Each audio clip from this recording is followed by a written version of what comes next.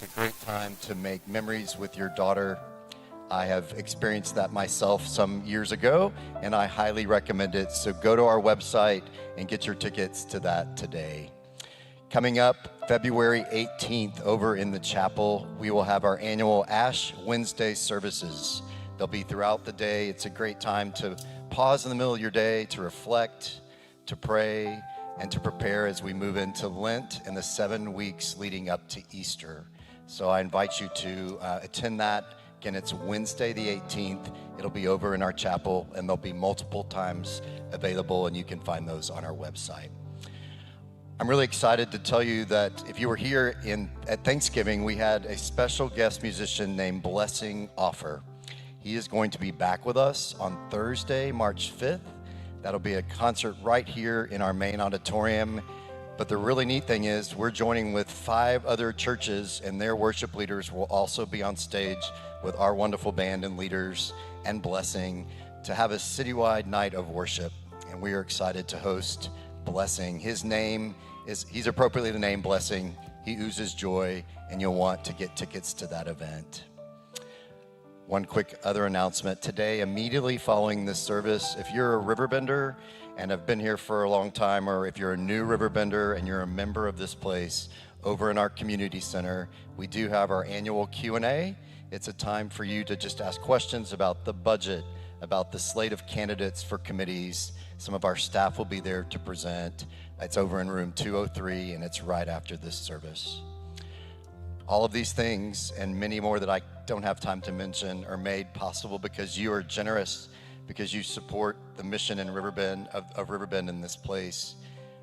There's some images that have been on the screen behind me. Because you give, we have a school, we have young kids that are thriving, we have a student ministry that is up in attendance year over year. We feed hundreds of thousands of people in this city. We're able to do this with these wonderful musicians, and it's all because you're generous and you give. So thank you for that. As we continue, let's welcome back Scott Strickland and the band for worship.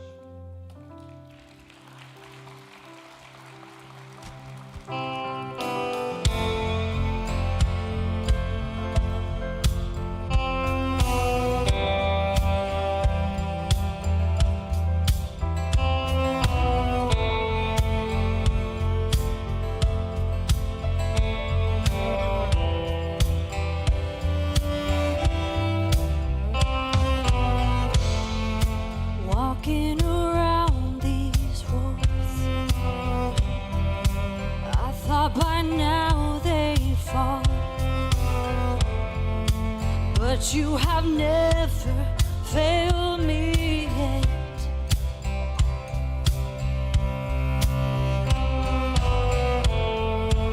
Waiting for change to come, knowing the battle's won. For you have never failed me yet.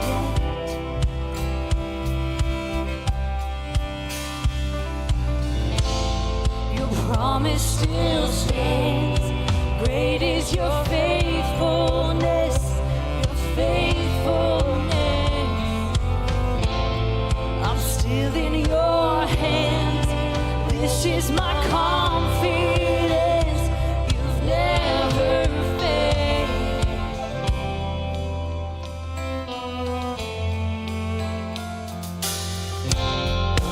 I know the night won't last.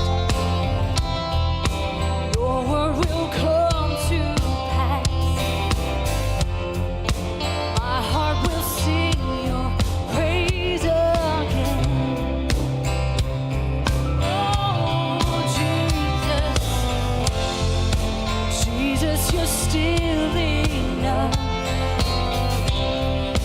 Keep me within your love. My heart will sing your praise again.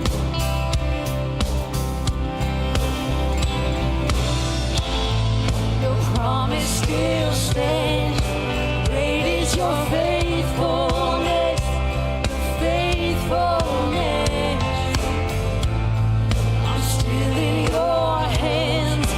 This is my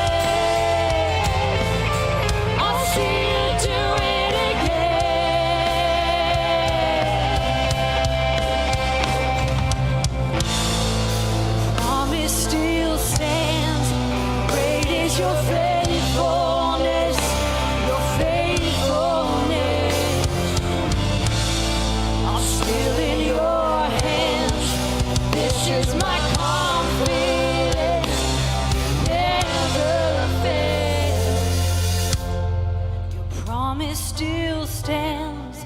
Great is your faithfulness, your faithfulness. I'm still in your hands. This is my confidence.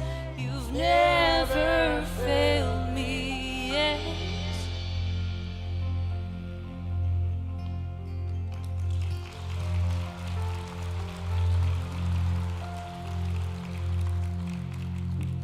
So we're gonna do a new song today. It's a hymn, and it comes from, there's two hymnals, main hymnals. There's a 1982 hymnal, some of you are familiar with, and then there's the Leave Us hymnal, that's the Lift Every Voice and Sing hymnal.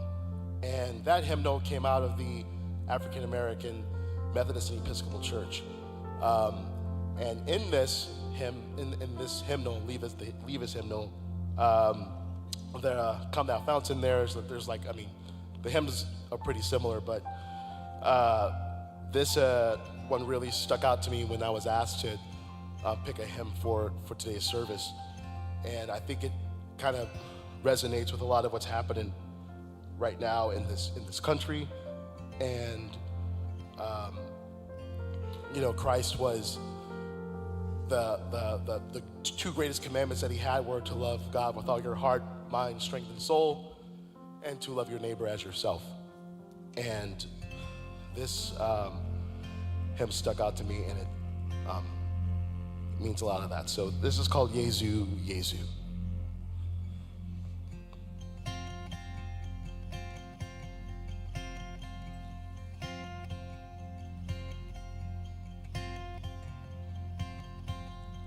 Yesu, Yesu, fill us with your love, show us how to serve the neighbors we have from you. Kneels at the feet of his friends, silently washes their feet. Master who acts as a slave to them. Yesu, Yesu, fill us with your love, show us how to serve the neighbors we have from you. Neighbors are wealthy and poor, varied in color and race. These are near us and far away.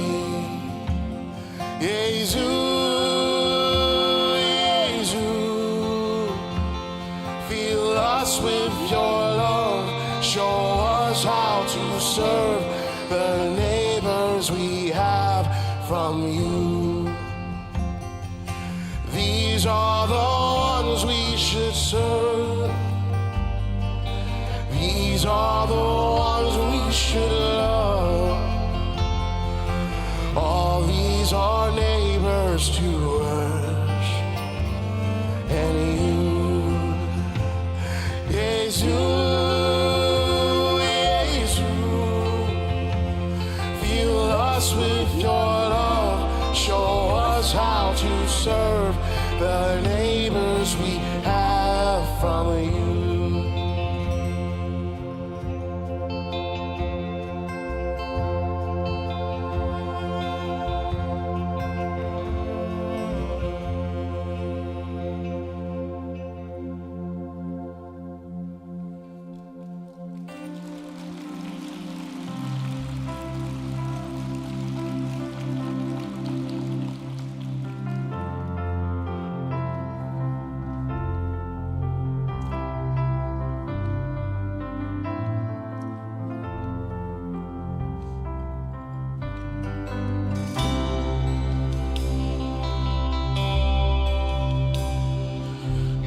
Out of sadness, wherever you've been, come broken hearted, let the rescue begin. Come find your mercy Oh, sinner, come near. And earth has no sorrow that heaven can heal. Earth has no sorrow that heaven can heal. So lay down your burdens, lay down your shame. All who are broken, lift up your face. Oh, wanderer, come home. You're not too far. So lay down your hurt, lay down your heart. Come as you are.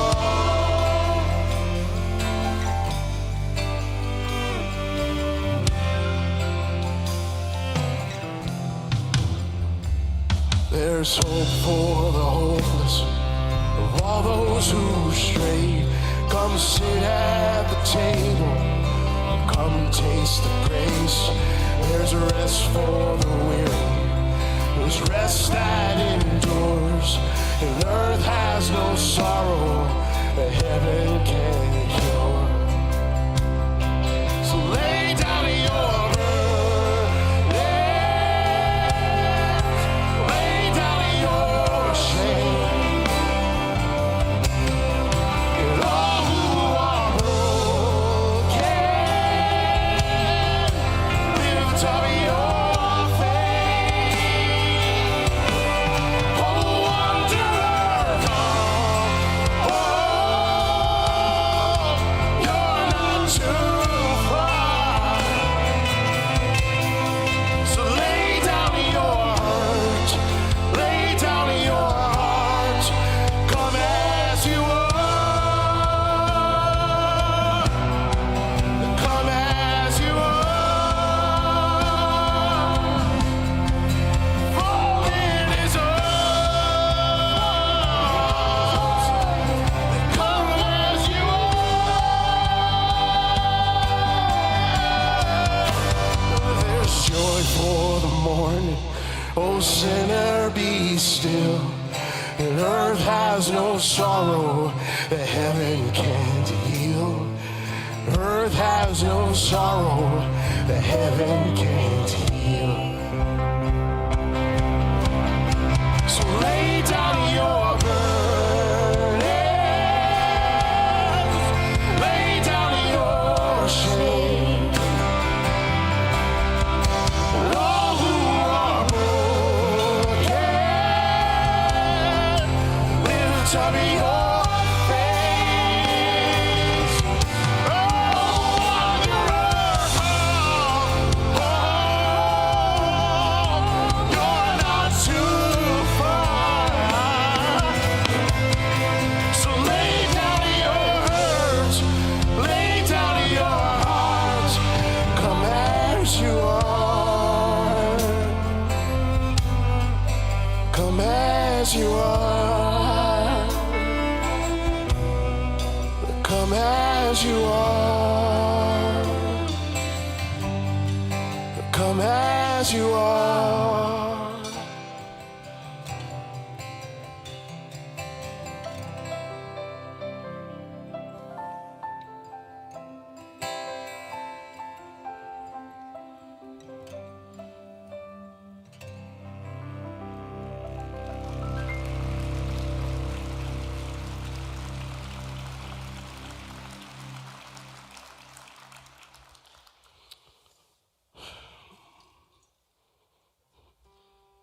I pray that,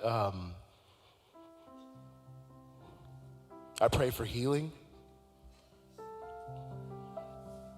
I pray that, that God knows, that you know who God is, and that there's so much evidence in all of our lives that can be seen throughout the course of our lives, and where God has brought us to this day. And Father, I pray that you move that you move through the land, that you move through us, that you, I pray for Riverbend as a church that takes care of the battered, the bored, and the bruised and the broken. God, I pray that we would have the courage to follow Christ, to die to our desires and our flesh, and that we would be able to live in a more perfect union. I pray that for you, I pray that for me, and I pray that for our families. In the name of the Father, the Son, and the Holy Spirit. Amen.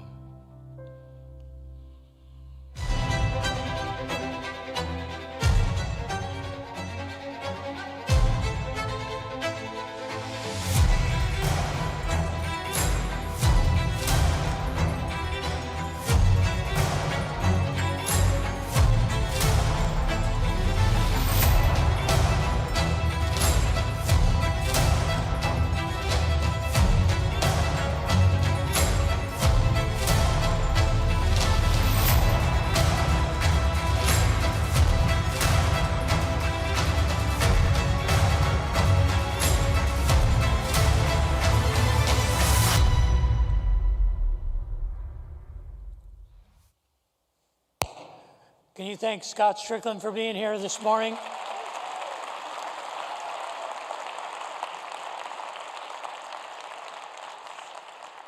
Thank you, my brother. Welcome to 2050. ... Dash, dash, dash. ...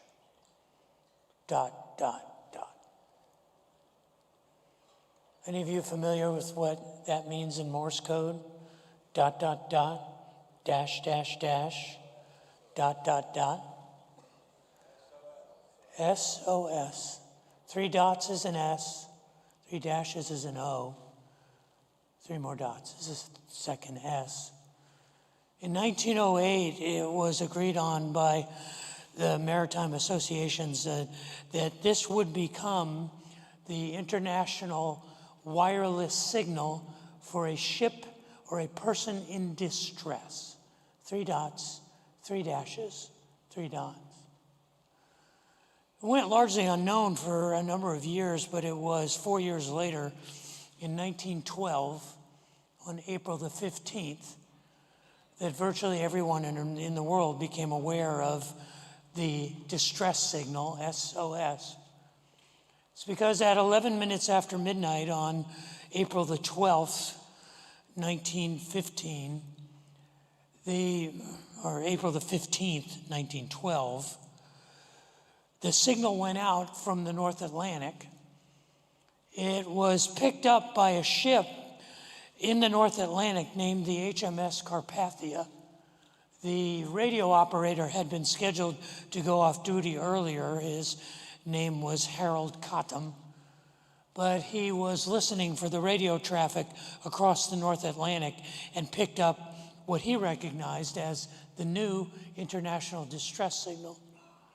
He wasn't sure what it was, so he typed in for a confirmation and received back a repeat of the SOS and the longitude and latitude of a ship and the call sign of the HMS Titanic. He was so shocked by the news that he ran down to the bridge to report to the officer on duty that he had received an SOS from the Titanic, but the crew on the bridge didn't believe him. They said, "No, the HMS Titanic is an unsinkable ship. You must be mistaken." But Cottam was absolutely certain that he had received a distress signal, and so he made his way to the captain's quarters and woke him up.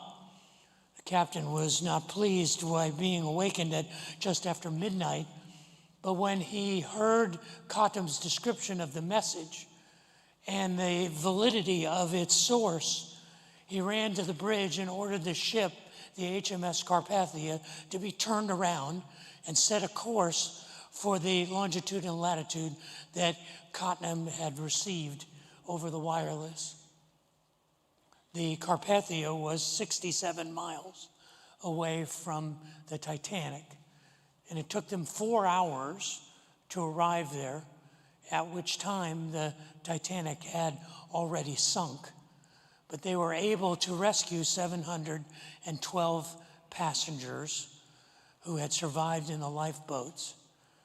The captain of the Carpathia was hailed as an international hero and received many awards, but it was simply because he was doing what any sailor would do, responding to a ship in distress.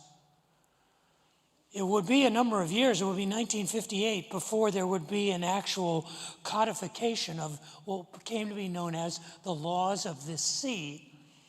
And the Geneva Convention came together to publish the laws of the sea, and it was not until 1985 that the United Nations made a statute regarding the rescue of people in distress on the open ocean.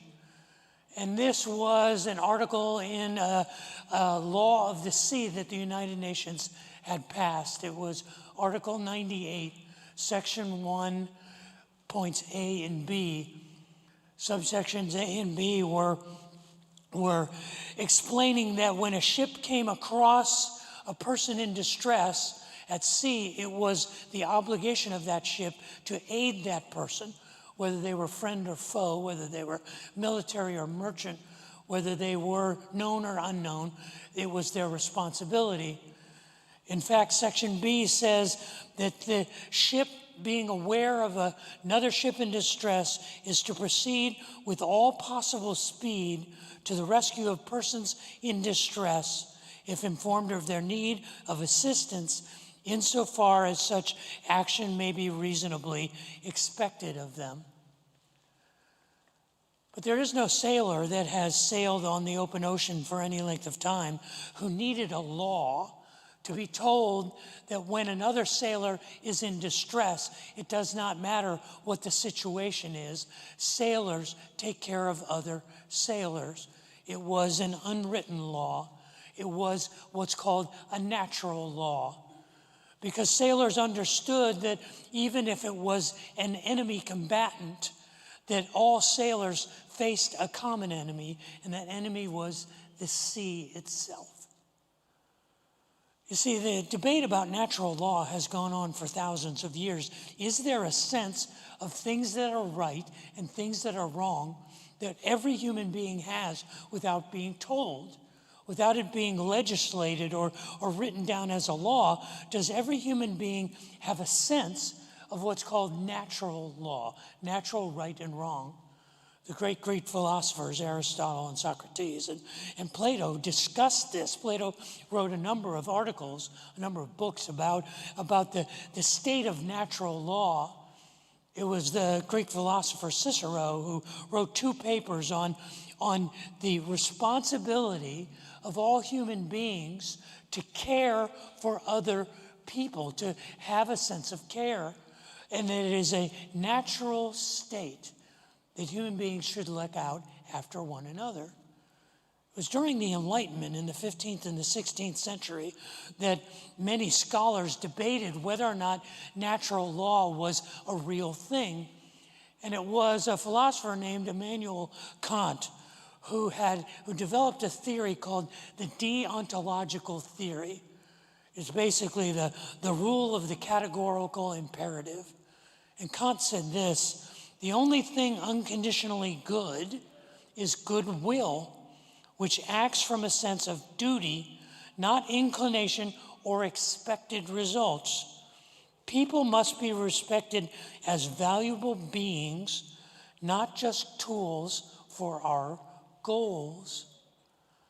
You may be familiar with the deontological theory because it's recorded for us in the Declaration of Independence. We believe that all people are endowed by their Creator with certain inalienable rights. all men are created equal, and those rights are the pursuit of life, liberty, and the pursuit of happiness. Thomas Jefferson. It is a deontological theory that all of us know that we are in this together, and that regardless of whether or not you merit our care, we have a responsibility to care for one another. If you spend any time reading the teachings of Jesus, if you read through the 4 Gospels, you realize that this is a dominant feature of his teaching, that how we are to relate to each other is really predominant in the things that Jesus teaches. He often taught about it in parables and in stories. There's a story in Luke chapter 10 where a self-important religious leader came to him and interrogated him, as they often did. And he asked him a question that was repeated many times. What is the greatest commandment? But in Luke chapter 10, Jesus turns it on his head and he says to this young scholar, what do you think it is? How do you read it? And the young scholar said, I believe that the greatest commandment is to love the Lord your God with all your strength and your heart and your soul and your mind, and to love your neighbor as yourself. And Jesus commends him. He says, you're correct. But the young scholar wanted to show off a little bit and justify himself and show everybody how intelligent he was. And then he said, but who is my neighbor? And in Luke chapter 10, Jesus tells a story. It's a parable that most of us are familiar with, the parable of the Good Samaritan. It's a story about a merchant who was traveling from Jerusalem to Jericho down a criminally infested pathway where he is beset by criminals, and he is attacked, and he is robbed, and he is beaten, and he is left for dead. And in the story, Jesus says that there were 2 men who passed by the man who had been left for dead on the road to Jericho. One of them was a priest, and one of them was a Levite. And in accordance with their practices, they were forbidden from touching a dead body, but they decided that rather than risk being unclean, they would not even find out if the man was alive. And they passed by on the other side of the road and went on their way. But in the story, Jesus says that a Samaritan, an outcast, a person who was looked down upon, a person who most of the Jewish people would believe was less than a human being. This person, the Samaritan, saw the man's distress, paid attention to him, cared for him, put him on his own donkey, and took him to an inn where he helped him recover from his wounds. He then left the inn and left the innkeeper with 2 days' wages, with the instructions to care for the man, and that he would return in a short while and pay any difference that the man cost to be cared for. Jesus looked at the young scholar and said, which of these people do you think was this man's neighbor? And the young scholar said, well, obviously the one who had mercy on him. Jesus says to him, you have answered correctly. Go and do the same. We began this year a few weeks ago with a consideration of what will Riverbend be like 25 years from now, in the year 2050. What do we hope that Riverbend will be? And we've expressed that hope in a vision. And we envision that Riverbend will be a place that is a welcoming community, that is busy in service to others, and it is a place that is compelled by, that we are a place of and a people of grace. And we began by talking about what does it mean to be a place of grace? What does it mean to be a people of grace?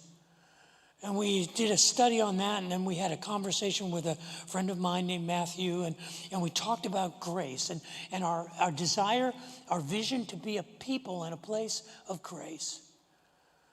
And then 3 weeks ago, we talked about the idea of what it means to serve. Why do we serve?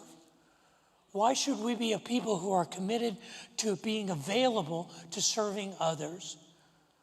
But last week we had an ice storm, and I was here by myself, and we recorded a video with Pastor Brian Rawson, but you missed the opportunity to hear from four fantastic people, Brian Rawson and his wife Carol, and Pastor Tiago Duzzi and his wife Hoffa. And what they would have shared with you was all of the things that we are doing every day to serve our neighbors all across the city of Austin. But today, I want us to focus on that last aspect. What does it mean to be a welcoming community? Next week, I want to share with you, and I want you to hear about the plans we have for turning our entire campus into a hospitality center.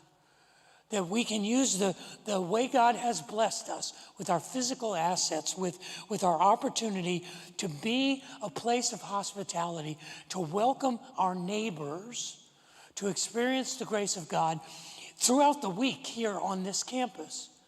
And our plans to mobilize our physical assets and our congregation to be a place that is known throughout the Westlake community, throughout Austin, throughout the greater Austin area, perhaps even throughout Central Texas, as a hospitable, welcoming place. But this week, I want us to think about, why do we do it? Why? Why do we even bother to be a place that welcomes people who are not here?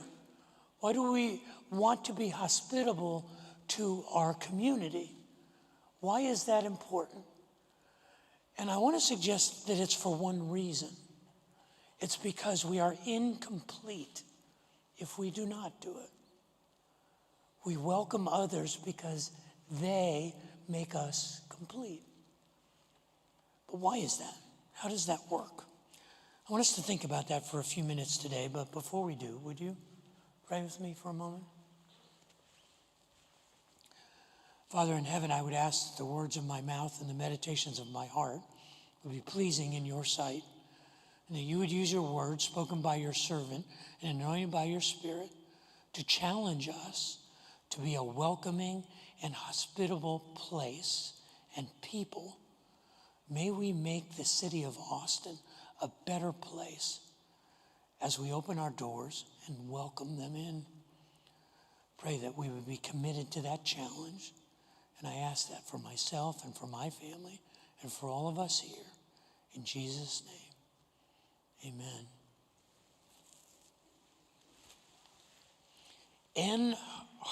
N-R-K, he, ha, logos. 5 words. N-R-K, he, ha, logos. It's Greek words, and they are, in my mind, in the history of written literature, 5 of the most profound words that have ever been written.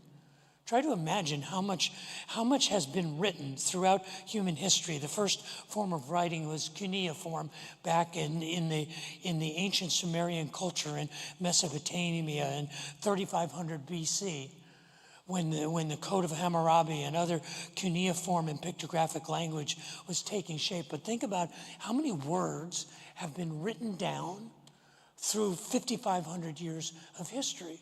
It's probably impossible to calculate, but I would suggest that those 5 words, NRK, he, ha, logos, are 5 of the most significant words that have ever been written. They are the first words of the Gospel of John, translated into English. In the beginning was the Word. It's difficult for us to understand how profound that is, but it's even more confounding when we think about who is attributed with writing those words.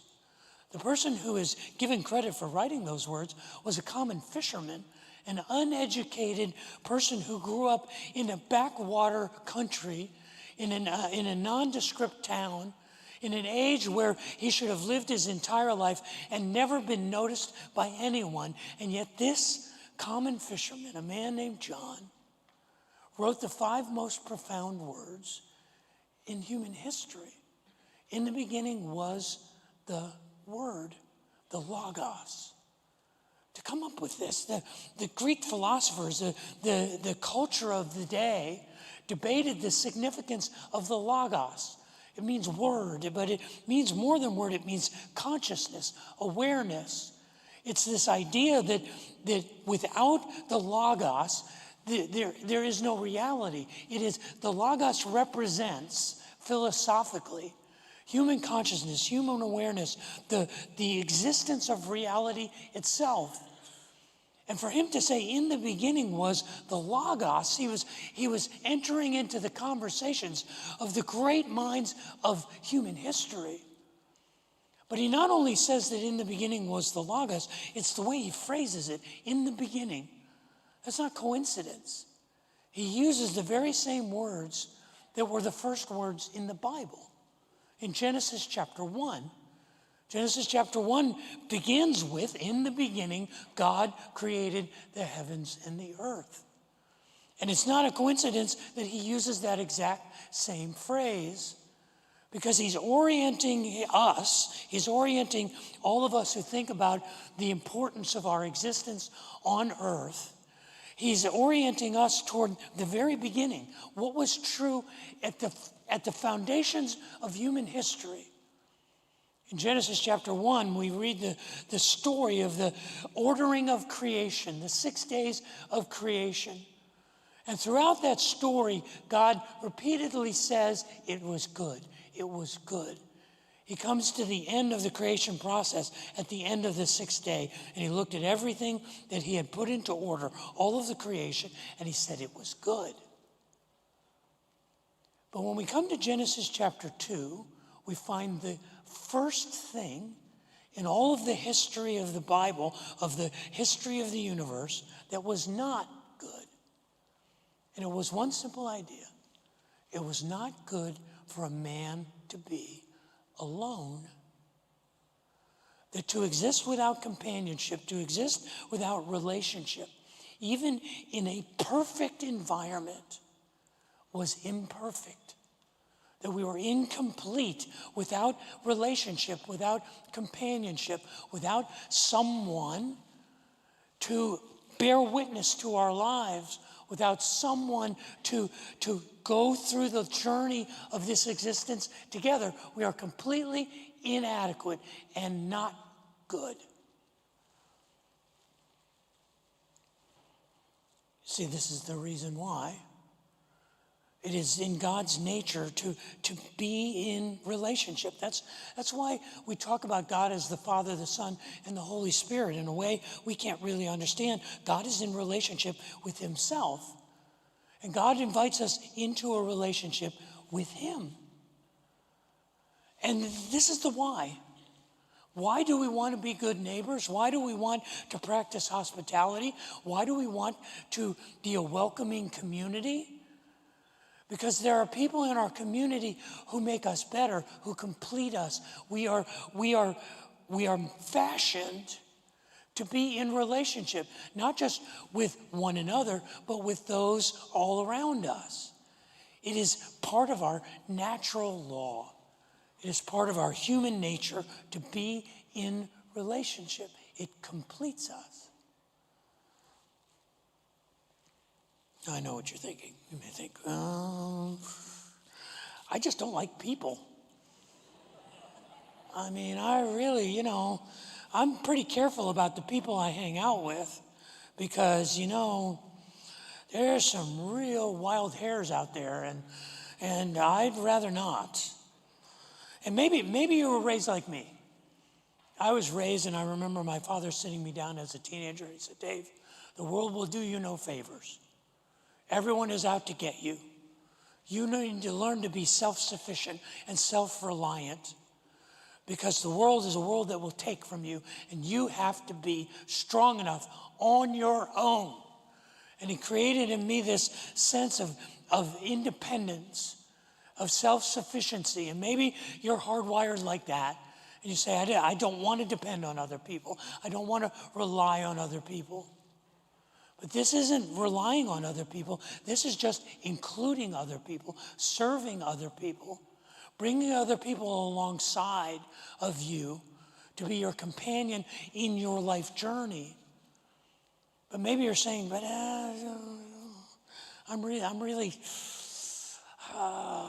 I don't like crowds. I'm fine by myself. I'm an introvert. I'm good on my own. Are there any of you who are aware of the Myers-Briggs personality profile? It's a common psychological tool. Myers-Briggs divides people into two categories, introverts and extroverts. And there are other categories, but anyone who falls into the introverted category is a person who generally prefers to be by themselves. And the most introverted people are people who have a Myers-Briggs profile of INTP or INJP. An INTP person is dominated by introverted thinking. They focus heavily on internal cognitive worlds and require significant solitude to process ideas, often viewing external social life as distracting. These people, INTPs, typically keep very small, close social circles and may find high-noise social environments draining, with surveys indicating that a high percentage of these kinds of people have only 1, 2, or 3 friends. This is the nature of the gospel. The nature of the gospel is that God is in relationship with himself, but God is also in relationship with us. It's interesting, in John chapter 15, he says, "No greater love has any man than this, that he lay down his life for his friends." Friends are an opportunity for us to be at our best. It is our opportunity for us to share the best of us with someone else. This is the nature of what it means to be a welcoming community, a hospitable community. That's why in John chapter 1, when he says, "In the beginning was the Word, and the Word was with God, and the Word was God," down in verse 14, he said, "And the Word became flesh, became one of us, and dwelt among us, so that we could see how to be full, so that we could witness all of his glory and all of his grace and all of his truth." We are to manifest that in relationship with one another. This is the why. Why do we do it? We do it because we have the opportunity to add to our life those people who will make us better, and we have an opportunity to add to their lives and help them be better. It is an invitation that creates the dynamic, that creates the culture of a welcoming, hospitable community. It's what we are called to do. It's who we are called to be. It's who we are fashioned to be.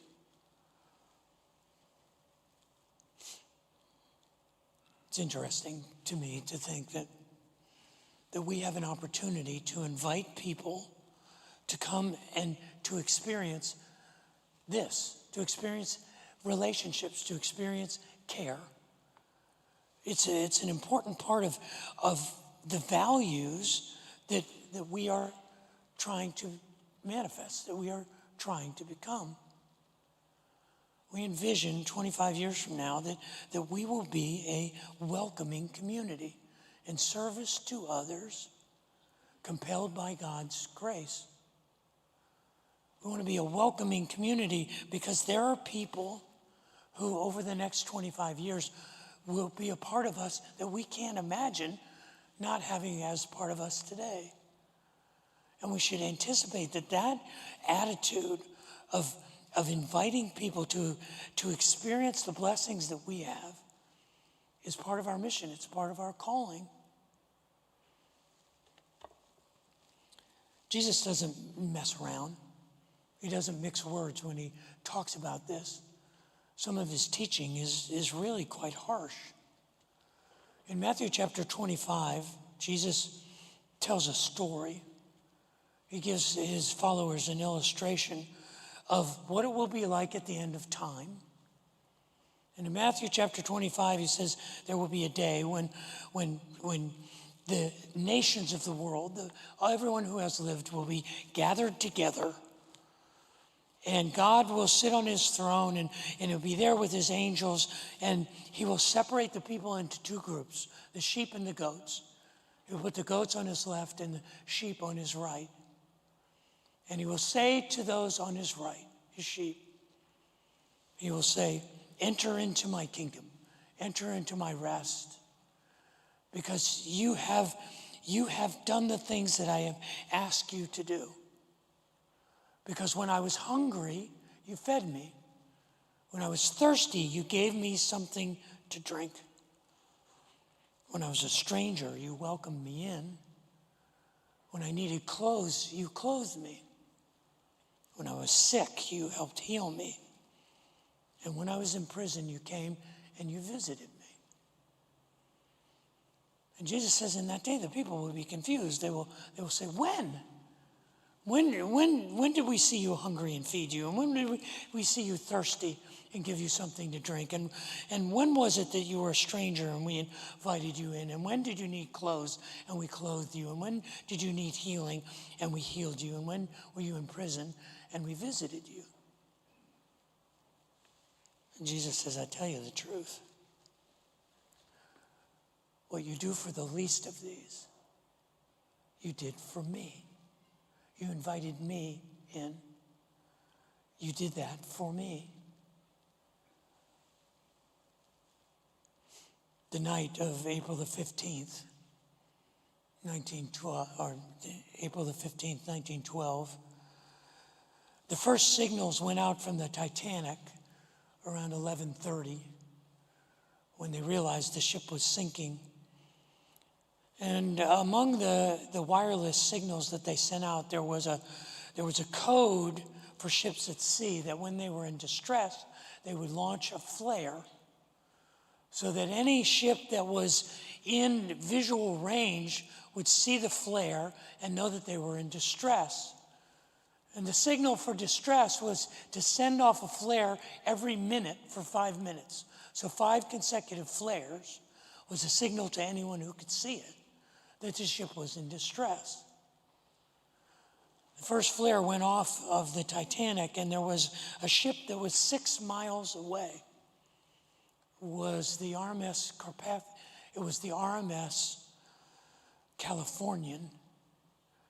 And the Californian was 6 miles away, and it had stopped because it didn't want to navigate through the ice field that it was in during the dark. So the captain had ordered the ship to a stop and posted watchmen in the crow's nests at the top of the masts. And they reported seeing a signal flare off to the west. But they only saw one. It was 10 minutes later before they saw a second one, and 10 minutes after that before they saw the third. And so when they reported that to the first officer on the bridge, he said, well, they're probably just signaling a sister ship and letting them know of the ice that they are encountering. If it was a distress signal, it would have been consecutive. And the radio operator on the Californian had gone to bed at 11 o'clock that night after a 17-hour shift. The captain of the Californian didn't find out about the sinking of the Titanic until 6 hours later, at 6 o'clock in the morning, when the radio operator came back on and heard the radio traffic, the telegraph, signaling people heading toward the site of the sinking of the Titanic. The captain of the California was named Stanley Lord, and he was brought up on charges, and he was tried. And in the court of public opinion, he was seen as derelict in his duties. And he spent the rest of his career, the rest of his life, trying to rehabilitate his reputation because he ignored the need that he was well within range of meeting. On a positive note, we have an opportunity to make the city of Austin better, to make our neighbors and community better, to provide them with a resource This is what we want to be. We want to be a place of hospitality, a place that welcomes those around us because they complete us. Just as we complete each other, our service to them, our hospitality to them completes them. I believe that we have heard the signal. ... dash, dash, dash, ... And whether or not our society is in distress, we know for sure that our society is in need. And it is our calling, our mission, to make ourselves available to welcome them home. Welcome to 2050, Riverbend.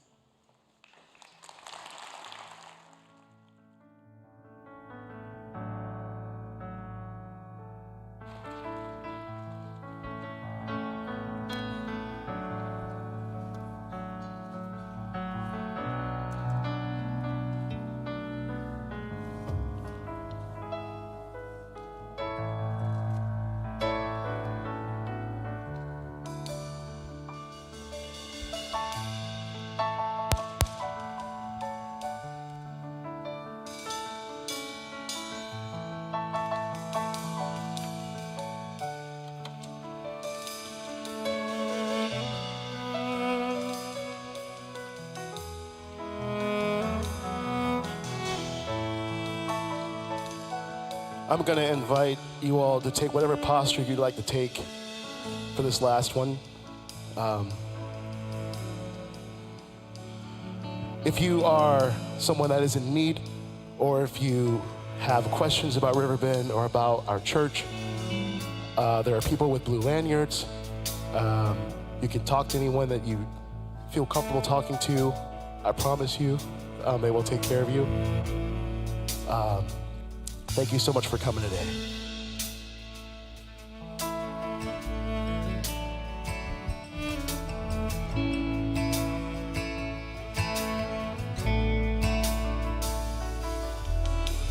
There are moments nothing can replace. When heaven and earth meet face to face. A broken heart begins to change. Where it takes on the flesh and the soul finds faith. Where the unfulfilled are satisfied. The unknown scars are reconciled. It's an open door to a brand new life. And I'm close in the presence of the Savior. And I just wanna be in the room, I wanna be in the room where you move. And I'm not leaving till you do. I just wanna be in the room, wanna be in the room where you move. I'm not leaving until you do. I wanna see the blind receive their sight.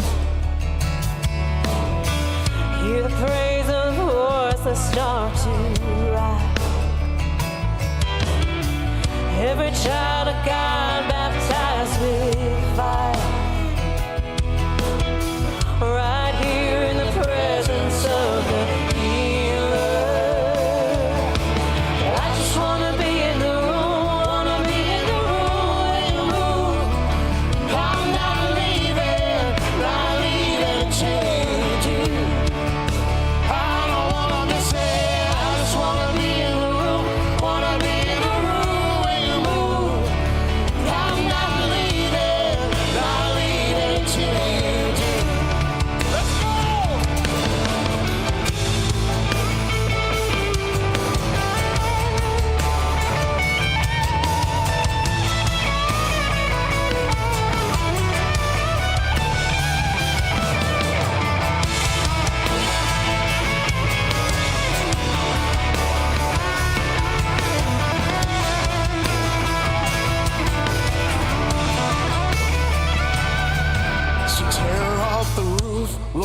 me down, whatever it takes to get me to you. Hey! I said, tear off the roof, lower me down, whatever it takes to get me to you.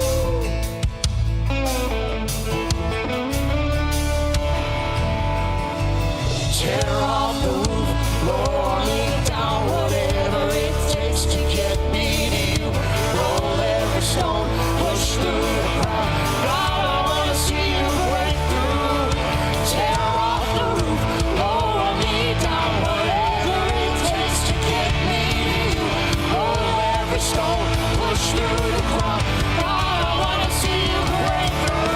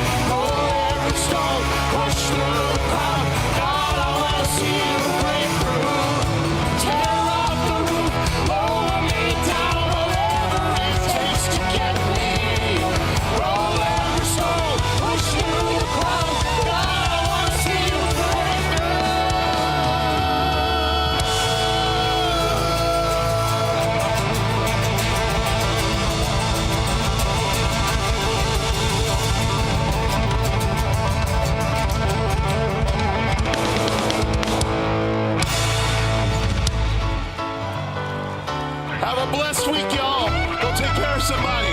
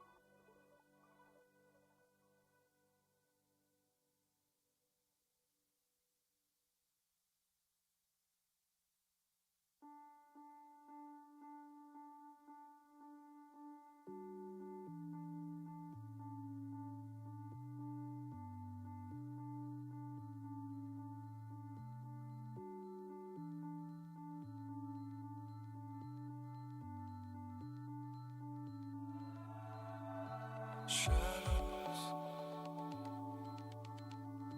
faded like lovers losing track. Bashful, we always hide our cracks. Youthful, 'cause we never turn our backs. Just you and me.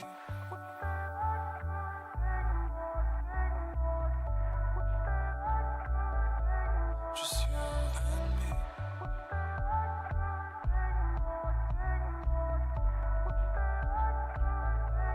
Just you and me. Bashful lovers. Just you and me. We take it slow. Just you and me. Falling backwards. Just you and me. We sing solo. Just you and me. Bashful lovers. Just you and me. We take it slow. Just you and me. Falling backwards. Just you and me. We sing solo. Just you and me. Blankets hold us tight. Whisper, please take this ride. 'Cause we're past from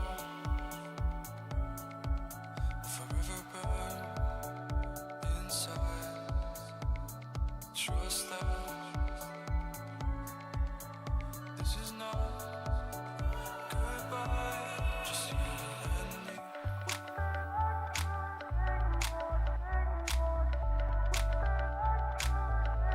Just you and me.